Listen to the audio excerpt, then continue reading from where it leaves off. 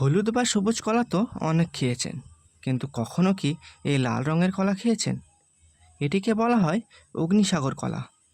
বাজারে খুব একটা পাওয়া যায় না, আর পেলেও দাম তুলনামূলকভাবে অনেকটাই বেশি।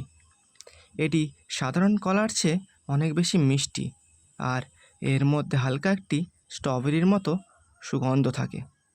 আর এতে ভিটামিন সি এবং পটাশিয়াম থাকে, যা আপনার এনার্জি বাড়াতে আর হার্ট ভালো রাখতে জাদুকরের মতো কাজ করে।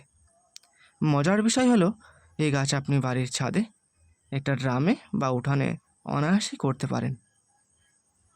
বর্ষাকালে এই কলার চারা লাগানোর উপযুক্ত সময়, আর 1 বছরের মধ্যেই আপনার এই কলা গাছে ছড়ি নেমে আসে। তবে একটি কথা বলে রাখি, এই গাছের রোগ পোকার আক্রমণটা একটু বেশি। তবে এই কলা গাছ আপনি সহজেই করতে পারেন।